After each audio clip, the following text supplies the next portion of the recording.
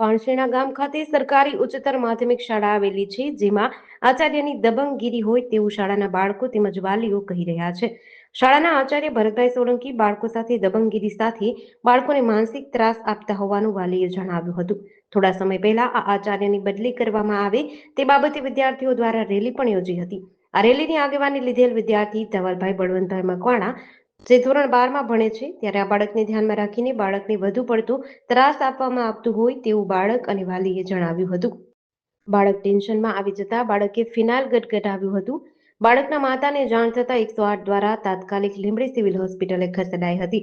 આ બાબતની જાણ પોલીસને પણ કરવામાં આવી હતી.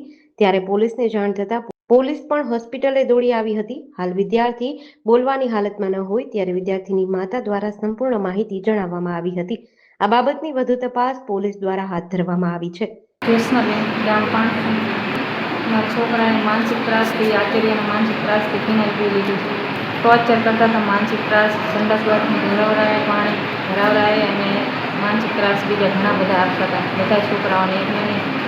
એ છોકરાઓને માનસિક ત્રાસ આપે, છોકરાઓ આચાર્ય સાહેબની બદલી માંગે. આચાર્ય સાહેબ ઘરે ઘરે બધી ગામમાં ફરીને છોકરાઓને અફવા ફેલાવે, બદનામ કરે ખોટા છોકરાઓને. છોકરાઓને મારવાની ધમકી ત્યાં બીક લાગી, એના કારણે એને આ ફિનાઇલ પી લીધું. કયા ધોરણમાં ભણે છે? 12માં. જેડીસી ન્યૂઝ સાથે કલ્પેશ વાઢેર, સુરેન્દ્રનગર.